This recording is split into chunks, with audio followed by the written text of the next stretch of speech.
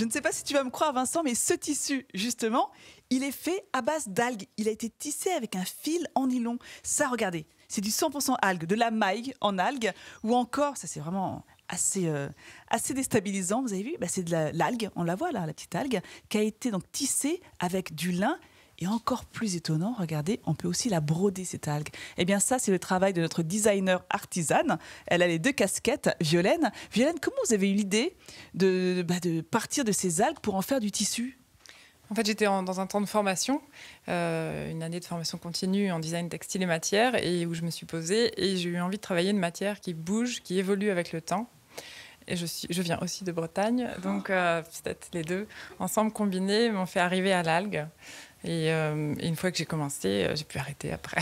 Alors comment se passe-t-on justement de ces algues que l'on ramasse sur la plage à une matière noble, prête à être tissée ? Bon, déjà, cette matière, moi, je la trouve très noble en elle-même sur la plage. Et après, je la récupère. Je suis en lien avec des algoculteurs qui cultivent les algues. Je la stocke, elle peut être sèche. Je la réhydrate. Et puis, j'ai mis au point un traitement pour la garder souple. Et puis ensuite, j'applique différentes techniques d'ennoblissement textile, comme le tissage, la coloration végétale, la maille, la broderie. Et puis, je vais chercher plein d'autres outils dans d'autres savoir-faire provenant d'autres artisanats. Alors justement, le métier à tisser, il est devant vous. Montrez-nous comment est-ce que vous la tissez, cette algue. Donc là, j'ai mis une petite lanière d'algues. Voilà. C'est important de la mixer avec un autre matériau ?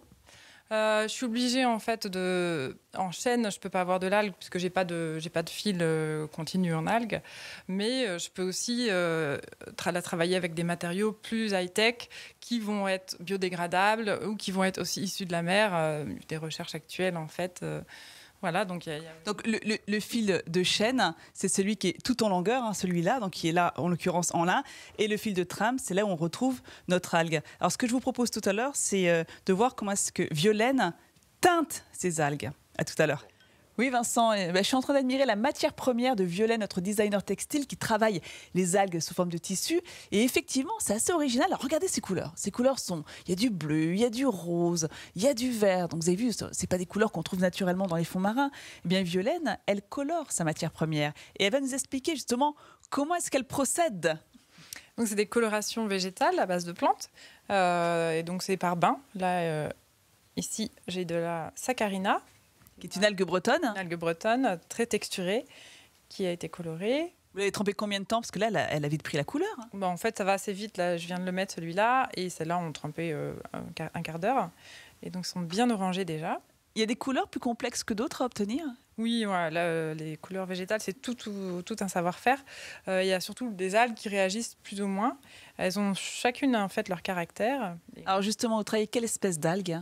Donc la saccharina que vous avez vue, là, qui est très grande, le haricot de mer ici, et puis aussi des espèces, des laminaires japonaises.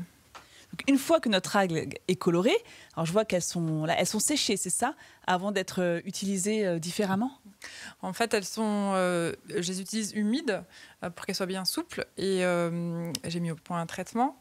Donc elles sont traitées et ennoblies après. Alors, ennoblis, je vais vous montrer comment est-ce qu'on les ennoblit. Regardez par exemple cette algue-là avec cette couleur, ce rouge intense. Eh bien, je vais vous le montrer une fois tissé. Il est juste derrière moi. Je le récupère tout de suite.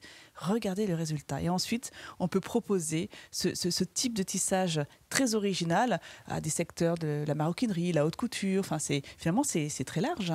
Oui, ça peut être aussi le spectacle vivant, le décor, des projets plus prospectifs aussi. Ben voilà comment on innove en Bretagne, en plus, grâce aux femmes.